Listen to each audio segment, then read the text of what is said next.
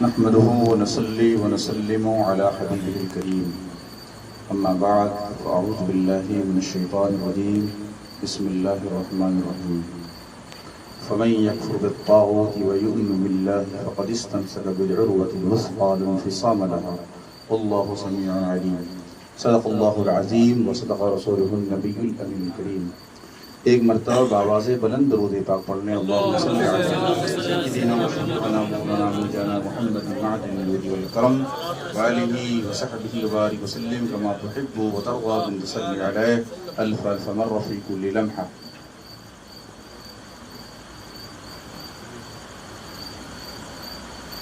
آج ہم اور آپ اس بابرکت ذات کہ عرس سراپا قدس میں شرکت کی سعادت حاصل کر رہے ہیں، جو حضور امام ربانی مجدد الفسانی عالم مقطعات قرآنی واقف اسرار ربانی حجت اللہ علی الارض شیخ احمد سرہندی رحمۃ اللہ علیہ کے فرزند ثالث اور آپ کے علوم و معارف اور اسرار کے جامع تھے۔ آپ کے علوم و معارف کے وارث خواجہ معصوم کمال سرہندی رحمۃ اللہ علیہ ان کے عرس سراپا قدس میں حاضری کی سعادت حاصل کر رہے ہیں، اور یہ ہم سب کا نصیبہ ہے اور حصہ ہے کہ اس عہد میں حضرت امام ربانی مجدد الفسانی کی افکار عالیہ اور ان کی تعلیمات کے صحیح وارث اور جانشین، ان کے علوم و معارف روحانیت کے سچے جانشین حضور مرشد برحق شیخ العالم دامت برکاتہم العالیہ کی سرپرستی میں ہر سال اس طرح کے پروگرام کا انعقاد ہوتا ہے، جہاں ہم اپنے بزرگوں کی خدمات کو اور ان کی حیات کو یاد کرتے ہیں۔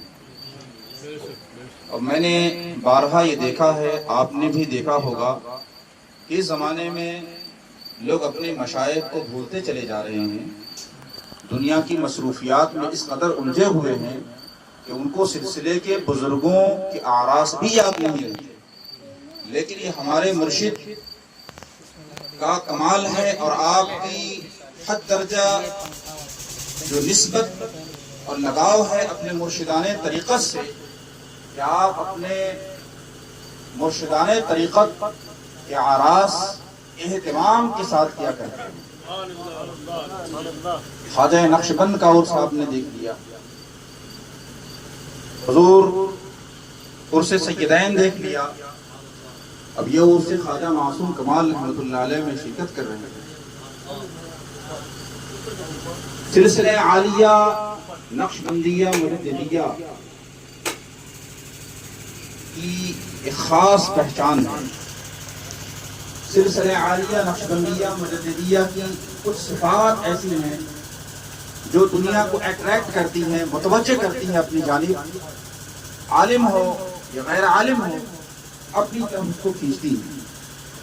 ایک تو یہ کہ اس سلسلے کے اندر دکھاوا نام کی کوئی چیز نہیں، ریا سے، بدعات سے، خرافات سے مکمل طور پر پاک۔ بدعات سے اس قدر احتراز کیا جاتا ہے، اس طرح سے پرہیز کیا جاتا ہے کہ شاید ہی کہیں آپ کو یہ چیز نظر آئے۔ عقیدہ صحیحہ کے بعد اتباع سنت پہ سب سے زیادہ زور دیا جاتا ہے، اور اس کے بعد صحبت شیخ۔ یہ تین چیزیں ایسی ہیں جس کی بنیاد ہے۔ عقیدہ صحیحہ کے بعد یعنی اہل سنت و جماعت کے عقیدے پر گامزن ہونے کے بعد سنت کی پیروی کرے تو ہر درجہ اور ہر لحظہ وہ ترقی کرتا چلا جائے گا، اور صحبت شیخ میسر ہو تو پھر ان کے سلوک کا عالم کیا ہے کہ وہ بہت تیزی کے ساتھ اس راستے کو طے کرتا چلا جاتا ہے، کیونکہ اس سلسلے کی نسبت سب سے عظیم نسبت ہے، نسبت صدیقی، اور حضور اقدس صلی اللہ تعالی علیہ وسلم کے ساتھ فتح صدیق اکبر کو نسبت اتحادی حاصل تھی، ایسی نسبت حاصل تھی جو طبقہ صحابہ میں کسی کو حاصل نہ تھی. اس لیے یہ اقرب الطرق فی الوصول الی اللہ، یہ اسہل بھی ہے، اقرب بھی ہے ہر اعتبار سے. اور اس سلسلے کی بنیاد اتباع سنت پر ہے. 1000 سال جب گزر گئے تو اللہ تبارک و تعالیٰ نے امام ربانی مجد الفسانی پر ایسی نسبتوں کو ظاہر فرمایا جو اس سے پہلے ظاہر نہیں کیے گئے تھے. اور یہ خاص اس دوسرے ہزارے کے ساتھ خاص تھے. امام ربانی مجد الفسانی رحمۃ اللہ علیہ کے کمالات اور معارف کو پڑھنے کے بعد اندازہ ہوتا ہے. جب میں نے حضور اقدس صلی اللہ علیہ وسلم کی حقیقت کے بارے میں، حقیقت محمدیہ کے بارے میں مختلف علماء، فقہا اور محدثین کے کلمات پڑھے جو انہوں نے اپنی کتابوں میں لکھے ہیں، اور جب امام ربانی کی تحقیق کا اور ان کی نتائج کا مطالعہ کیا تو پتہ چلتا ہے کہ امام ربانی کا قدم منتہائے کمال پر ہے. اور امام ربانی جس انداز میں سرکار کی حقیقت کو بیان کرتے ہیں، یہ حصہ اور دوسرے عارفوں کے نصیب میں نہیں آیا. امام ربانی مجد الفسانی رحمۃ اللہ علیہ کے ذریعے تجدید ہوئی اس امت میں. 1000 سال کے مجدد بنائے گئے. 1000 سال کا مجدد، ابھی تو تقریباً 550 سال کا زمانہ ان کی تجدید کا اور باقی. یہ سب زمانہ مجدد الفسانی میں آپ چل رہے ہیں. حضرات القدس میں لکھا ہے کہ ہر 100 سال کے بعد حضور اقدس صلی اللہ علیہ وسلم کا نور مجدد کی صورت میں ظہور پذیر ہوتا ہے. لیکن جب 1000 سال گزر جاتا ہے تو قطب الاقطاب کے اندر وہ نور ڈالا جاتا ہے. اور یہ امام ربانی مجد الفسانی رحمۃ اللہ علیہ کی ذات ہے. خواجہ معصوم کمال سرہندی رحمۃ اللہ علیہ، ان کے بارے میں تھوڑا جاننا ہم لوگوں کو ضروری ہے. 1007 ہجری میں آپ پیدا ہوئے سرہند میں، اور 1079 ہجری میں آپ کا وصال ہوا. عمر مبارک 78 سال. امام ربانی کی جتنے بھی فرزند ہوئے، حضرت خواجہ صادق، خواجہ یحییٰ، خواجہ محمد سعید، خواجہ معصوم کمال، یہ سارے فرزند اسرار الہیہ کا نمونہ ہیں. لیکن ان میں خواجہ معصوم کمال سرہندی کے ذریعے سے سلسلے کو جو فروغ حاصل ہوا اس کی شان کچھ اور ہے. خواجہ معصوم کمال رحمۃ اللہ علیہ نے لمبی عمر پائی اور امام ربانی کے مشن کو پائے تکمیل تک پہنچایا. اور اگر بنظر غایت دیکھا جائے تو اس تجدید الفسانی میں حضرت خواجہ معصوم کمال سرہندی رحمۃ اللہ علیہ اپنے والد ماجد کی تبعیت و وراثت میں قدم بقدم نظر آتے ہیں. اور اللہ تبارک و تعالیٰ نے ان کو بھی اس سے حصہ عطا فرمایا. جس طرح سے مقطعات قرآنی کے علم میں جو امام ربانی کو دیا گیا، خواجہ معصوم کمال رحمۃ اللہ علیہ پر بھی وہ اسرار قرآنی ظاہر کیے گئے. آپ کو بھی مقطعات قرآن کا علم دیا گیا. اور نسبتوں کی حاصل کرنے میں خواجہ معصوم کمال سرہندی رحمۃ اللہ علیہ کا حال تو وہ ہے کہ خواجہ بدر الدین سرہندی فرماتے ہیں، بلکہ امام ربانی کے قوم کو کوٹ کیا کہ امام ربانی فرماتے ہیں خواجہ معصوم کمال سرہندی رحمۃ اللہ علیہ کے بارے میں، ان کا حال یہ تھا کہ جب وہ 3 سال کے تھے تو تجلی ذات پر گفتگو فرماتے تھے، تجلی صفات پر گفتگو فرماتے تھے. 3 سال کی عمر میں اللہ کی ذات و صفات پر جو بچہ گفتگو کرے ان کے علم و عرفان کا عالم کیا ہوگا. امام ربانی نے فرمایا، بابا معصوم تم جلدی علوم درسیہ سے فارغ ہو جاؤ کیونکہ ہم کو تم سے بڑا کام لینا ہے. 16 سال کی عمر میں تمام علوم معقولہ و منقولہ سے فارغ ہو گئے، اور 11 سال کی عمر سے ہی انہوں نے سلوک کی منزلیں طے کرنا شروع فرمائی تھی، کیونکہ اللہ تعالیٰ نے ان سے بڑا کام لینا تھا، نسبتوں کے حاصل کرنے۔ فرماتے ہیں معصوم کمال نسبتوں کے حاصل کرنے میں ان کا حال ایسا ہے جیسا صاحب شرح وقایا کا تھا۔ صاحب شرح وقایا، ان کے دادا وقایا لکھتے تھے متن، اور ان کے پوتے صاحب شرح وقایا عبید اللہ بن مسعود تاج الشریعہ ایک سبق روزانہ یاد کر لیتے تھے، اور جب ان کی وقایا متن مکمل ہوئی تو یہ اس پوری کتاب کے حافظ بن چکے تھے۔ فرماتے ہیں ایسی اللہ تبارک و تعالی مجھے جو عروج عطا فرماتا ہے اور بلندیاں عطا فرماتا ہے، جو نسبتیں عطا فرماتا ہے، وہ خواجہ معصوم ایک نسبت کو حاصل کرتے چلے جا رہے ہیں، ایک نسبت کو حاصل فرما رہے ہیں۔ ایک مرتبہ حضرت خواجہ معصوم سرہندی رحمت اللہ علیہ نے فرمایا اپنے والد ماجد کے سامنے کہ میں نے عالم مراقبہ میں دیکھا ہے، عالم واقعہ میں دیکھا ہے کہ میرے جسم سے ایک نور ظاہر ہوا، اور وہ نور کائنات کے ذرے ذرے میں سرایت کر گیا۔ وہ نور اتنا پھیلا کہ کائنات کے ذرے ذرے میں سرایت کر گیا۔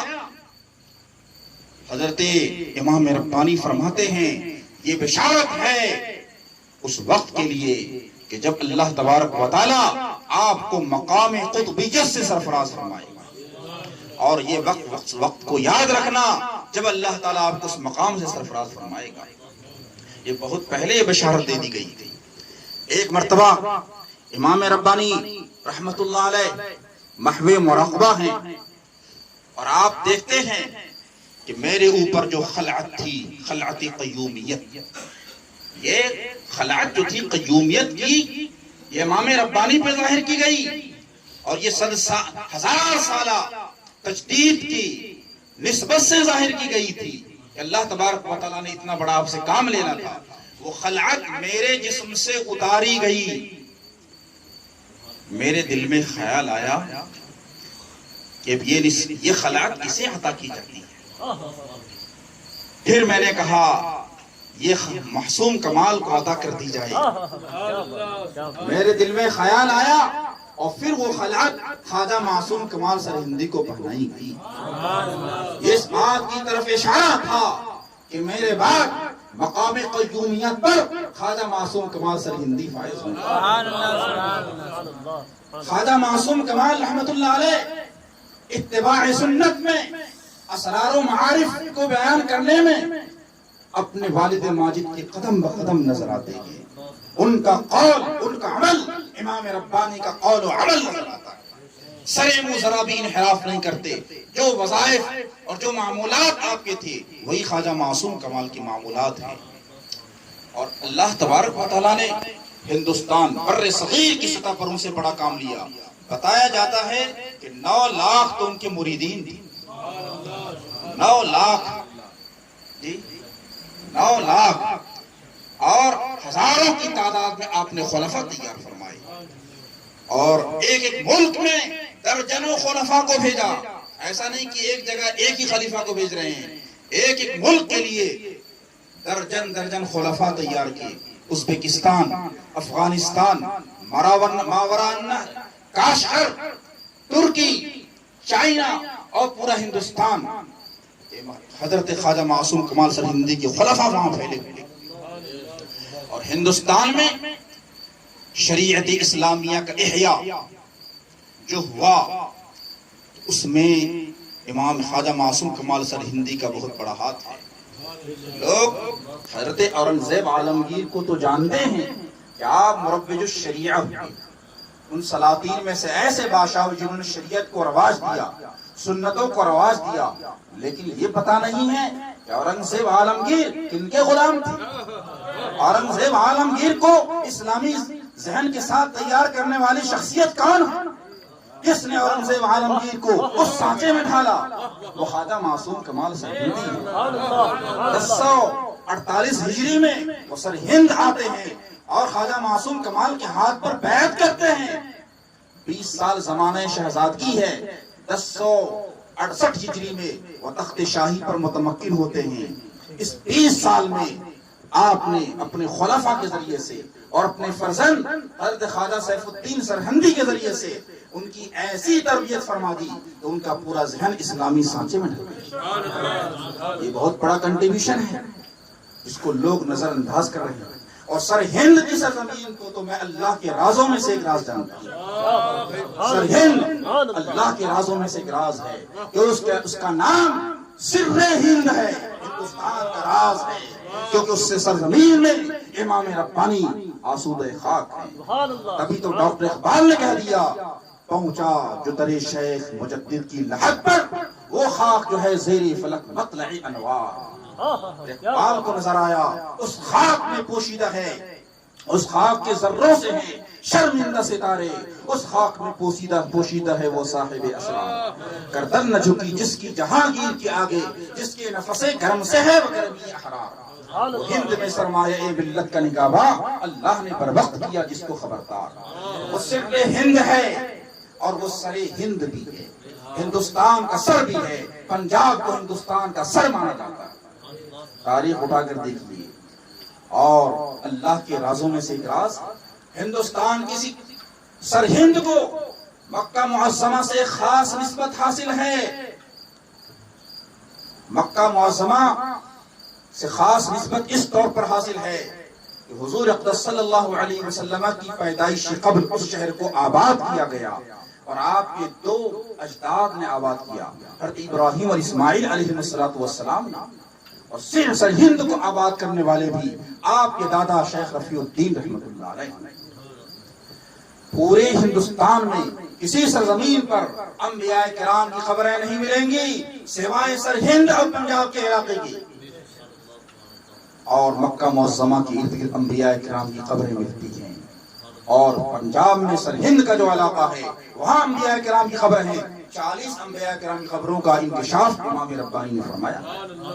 یہ خاص نسبت حاصل ہے اس سرزمین کو. ہزاروں اولیاء کا مسکن، ہزاروں اولیاء کا مدفن ہے وہ سرزمین. حضرات اس عہد میں ہم سلسلے نقشبندیہ کی عظمت کو بھول رہے ہیں.